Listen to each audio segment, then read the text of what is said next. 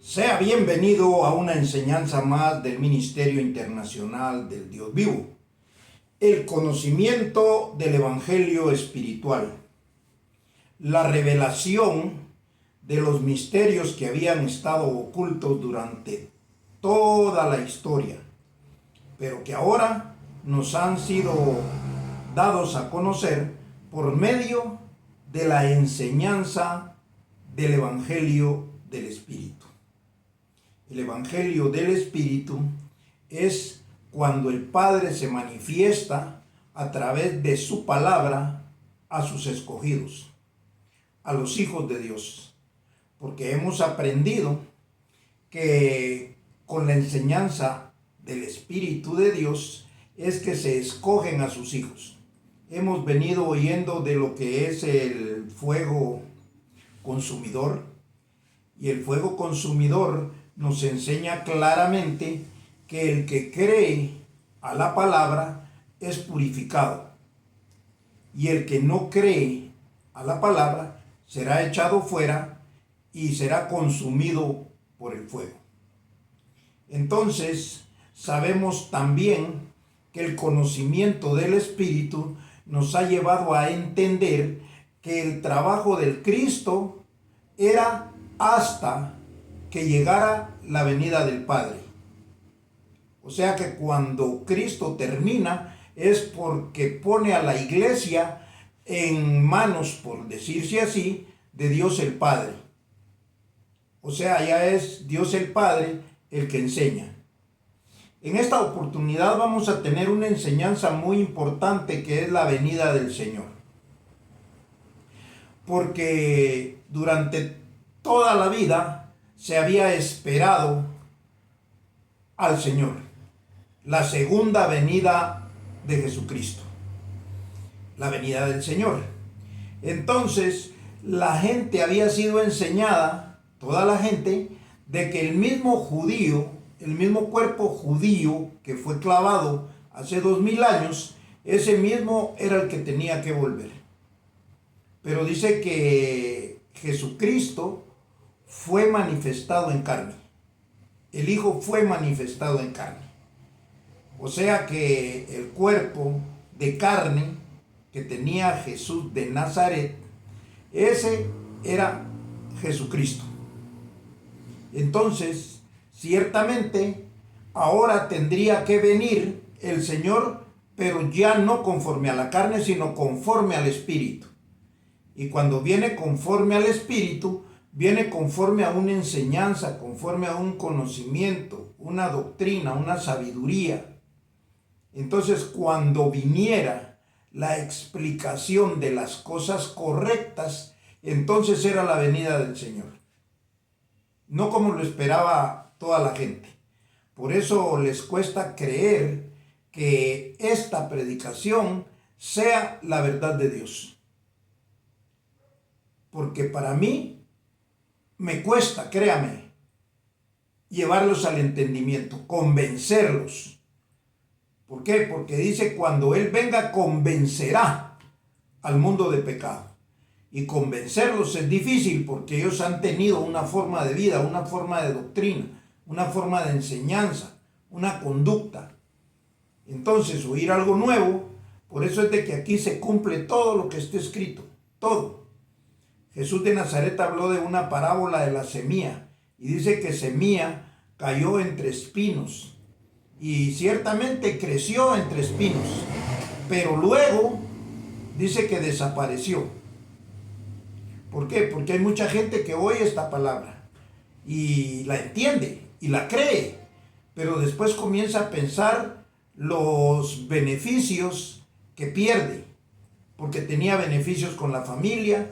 Y si él comienza a creer ya en esta doctrina, entonces ya no le va a hablar su papá, su mamá, sus hermanos. Ellos son totalmente religiosos. Él va a ser la oveja negra dentro de la familia, y entonces ya no sigue escuchando. Entonces esto se cumple por lo que Jesús de Nazaret dijo. Pero dice que hay una semilla que cae en buena tierra, y esa da fruto. Y da fruto al 100 por 1. O sea que desde que la gente comenzó a creer en la gracia, ya venía ese problemita, ya venía ese estorbo. Y muchos desde la gracia se comenzaron a apartar. Pero muchos que estuvieron en la gracia saben de qué les estoy hablando. Lo que cuesta convivir con el resto de personas que no son de la misma familia, que no son de la misma creencia, estoy hablando espiritualmente, porque de la misma familia de la carne, claro que son, pero no con la familia de Dios. Entonces, esto es lo que nosotros vamos a ver hoy, cómo era la venida del Señor y cómo es que esta es la venida del Señor, conforme a lo que está escrito. Entonces, yo creo que estamos a tiempo de comenzar lo que está escrito para el convencimiento de que esta es la verdad, de que la segunda venida de Jesucristo o la venida del Señor es esta. O sea, esta predicación que usted está recibiendo. Entonces, por eso, de hecho, me cuesta mucho, porque inclusive para sembrar, a usted le es muy difícil sembrar. De hecho, yo lo sé porque yo soy el que recibo la siembra. Jesús de Nazaret juzgaba lo que la gente daba. Por eso en una oportunidad le dijo a los que estaban ahí, esta mujer dio más que todos ustedes, porque ustedes dieron de lo que les sobra, pero esta mujer dio lo único que tenía, dio 2 blancas. Entonces, porque Jesús miraba lo que la gente depositaba, cómo lo depositaba, si lo depositaba con agrado, con gozo. Y entonces, de hecho, a usted le cuesta sembrar. Le cuesta. Yo no creo que sea por tacañería, porque usted ciertamente en la religión daba, en la religión sembraba. Entonces, ¿por qué no lo quiere hacer aquí? Porque usted no está seguro, usted no está convencido. Y ese es el trabajo mío. Y lo veo por las personas, la cantidad de vistas que tiene cada predicación. Y esto va en aumento. De hecho, esto no es mío. Esto es de Dios. Y yo sí hablo con Dios y le digo, si esto es tuyo, tú tienes que hacer que la gente siembre. Y si la gente no siembra, esto no corre. Yo más de lo que he dado no puedo dar. Yo me quedaría, como dijo José Luis de Jesús en una oportunidad, durmiendo bajo un puente, y eso es lo que la gente quiere. Pero no es la voluntad de Dios, esta palabra tiene que correr. Entonces, por eso les estoy explicando cómo es que funciona esto. Esto, si no corre, yo pues he vivido toda mi vida en esta situación. Entonces, inclusive ya uno de viejo manejar dinero, ¿para qué? Si el dinero mata a la gente. Cuando se es pobre, que no se tiene dinero, digo de la pobreza económica, entonces la gente piensa, cuando yo tenga voy a tener carros finos, voy a tener... Uno de viejo ya no quiere eso. Uno de viejo lo que quiere es paz, lo que quiere es tranquilidad, salud. ¿Por qué? Porque apenas logra rescatar uno de la vida lo que puede. Ahora esta doctrina, este evangelio, esta es la gloria de Dios. Bueno, vamos a continuar. Entonces, vamos a ver cómo es la venida del Señor, y para eso vamos a ir a Lucas 18, versos 7 y 8. Voy a leer esto de esta manera y dice así. ¿Acaso Dios no hará justicia a sus escogidos, que claman a Él día y noche? ¿Se tardará en responderles? Os digo que pronto les hará justicia. Pero cuando venga el Hijo del Hombre, ¿hallará fe en la tierra? Dice que cuando venga el Hijo del Hombre, ¿hallará fe en la tierra? Pero está hablando que Dios hará justicia.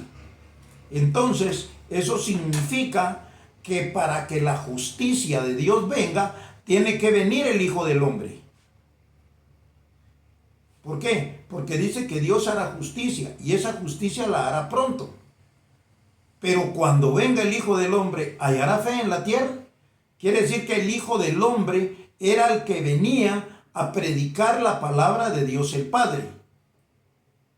Ya vino Jesucristo, el Hijo, y predicó la palabra de Dios. Ahora viene el Hijo del Hombre y Él da el entendimiento de las cosas que predicó la primera vez que Jesús de Nazaret vino. Entonces, por eso es que en este tiempo el Hijo del Hombre tiene que responder a esa pregunta si hallará fe en la tierra. De hecho, la fe que halló fue la fe de esperanza, porque fe es la certeza de lo que se espera. La parte 1 de la fe. La certeza de lo que se espera. Quiere decir que lo que usted está esperando es cierto. Que va a venir el Padre. Cuando venga el Padre, entonces usted tiene que tener la convicción de lo que no se ve.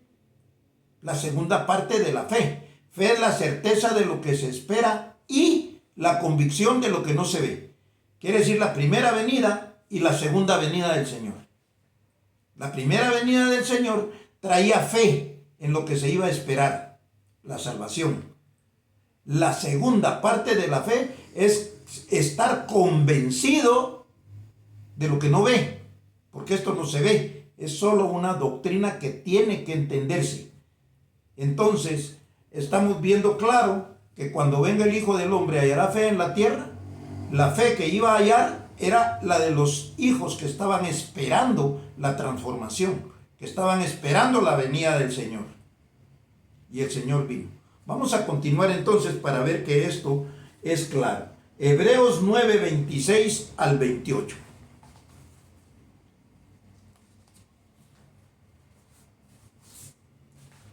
Hebreos 9, 26 al 28 nos enseña el proceso que comienza con la muerte y resurrección de Jesús de Nazaret. Y voy a leerlo, y dice así. 26. De otra manera le hubiera sido necesario padecer muchas veces desde el principio del mundo, pero ahora, en la consumación de los siglos, se presentó una vez para siempre por el sacrificio de sí mismo para quitar de en medio el pecado. Eso hizo Jesús de Nazaret. Se presentó una vez para siempre para quitar el pecado. Entonces dice, y de la manera que está establecido para los hombres, que mueran una sola vez y después de esto el juicio. No está hablando de una muerte física. No, está hablando de la muerte conforme a la doctrina que está escuchando. Cuando escucha la doctrina del Espíritu Santo, entonces automáticamente entra en muerte. ¿Por qué? Porque dice que fuimos sepultados juntamente con Cristo. Y Cristo murió. Si usted está sepultado juntamente con Cristo, tiene que estar muerto. Pero no físicamente. Si no, esto no tendría sentido.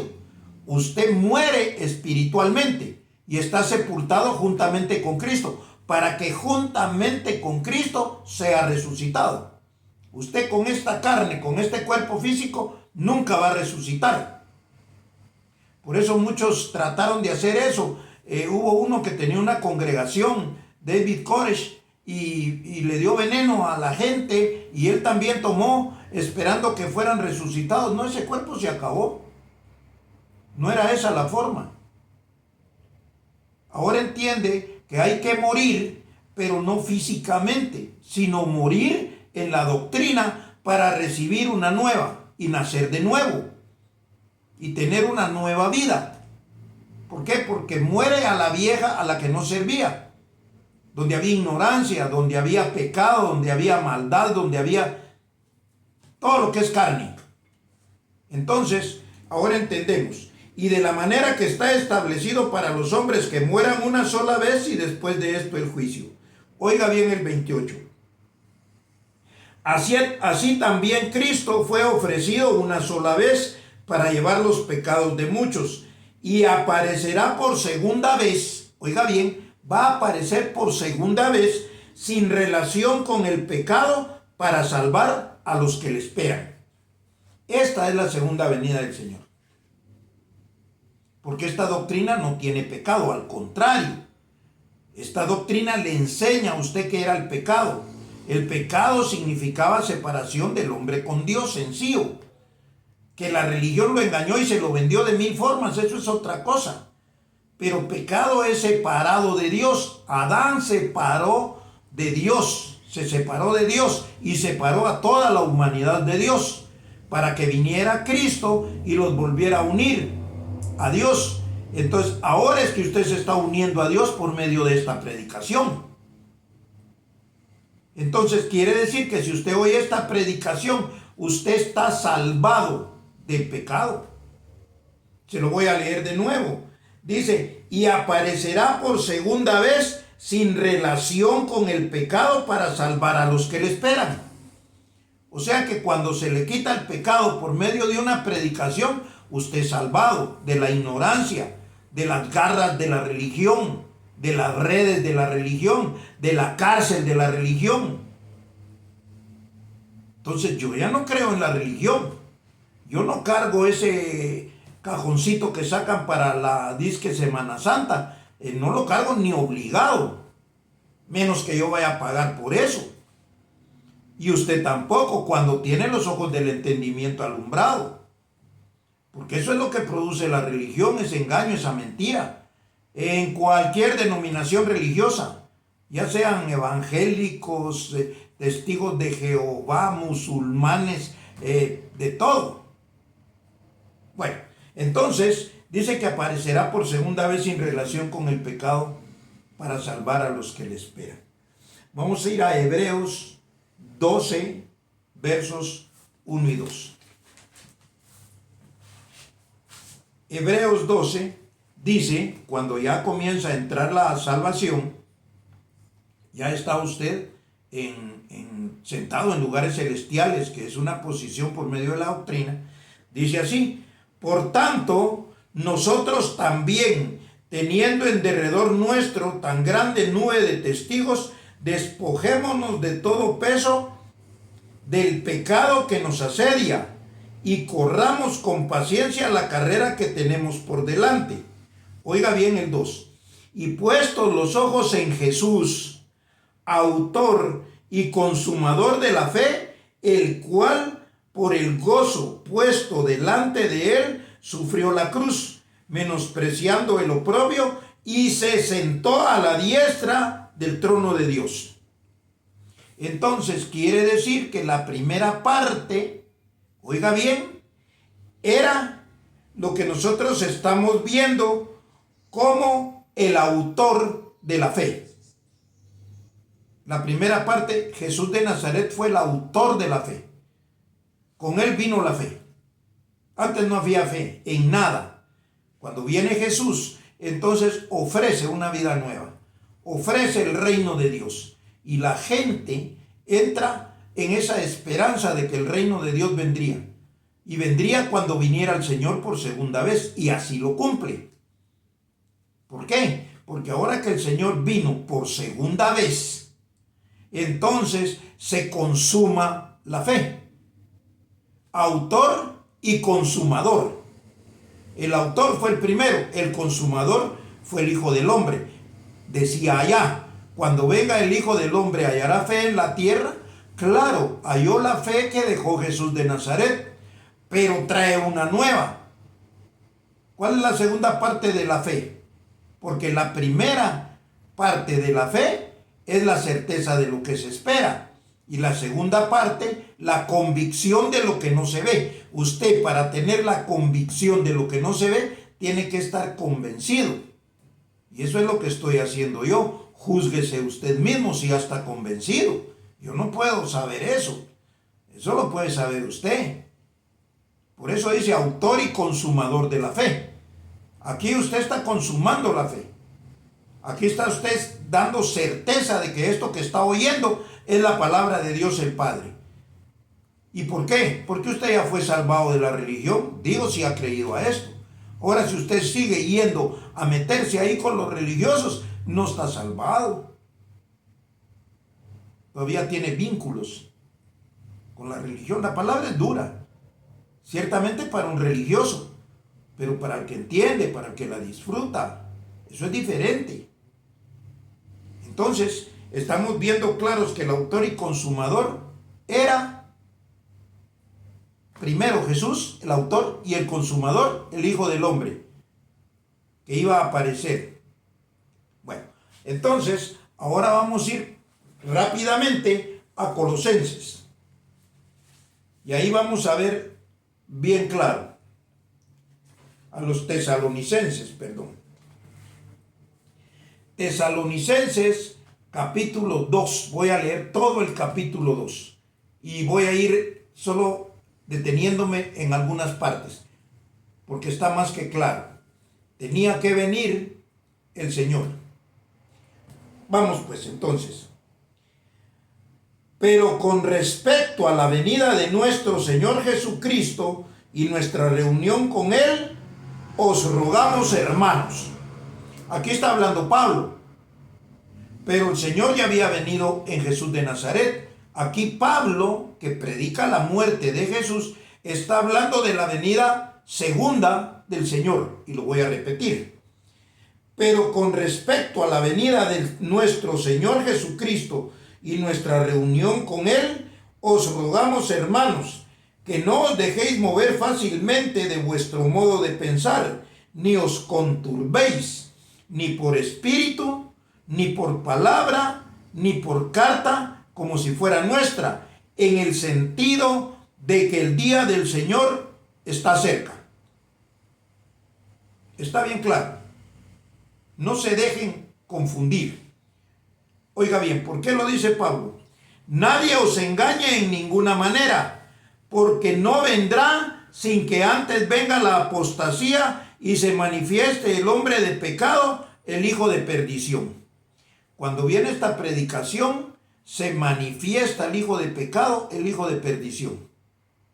O sea, usted no puede saber quién es el hijo de pecado, sino hasta que viene el Hijo del Hombre y le dice que es pecado. ¿Y por qué es que usted no está en pecado? Esto usted lo aprendió aquí. Y si lo oyó de otra parte es porque lo copió de aquí. Sencillo. Y no hay problema, lo importante es que usted lo aprenda y lo crea. Entonces dice, sin que antes venga la apostasía y se manifieste el hombre de pecado, el hijo de perdición, el cual se opone y se levanta contra todo lo que se llama Dios o es objeto de culto, tanto que se sienta en el templo de Dios como Dios, haciéndose pasar por Dios. Eso hace la religión. Miren, todas las iglesias le dicen que ahí está Dios, y eso no es cierto. Pero cuando venga el Hijo del Hombre, usted se da cuenta que eso no es cierto. Hablamos ya del templo de Dios, que es su mente.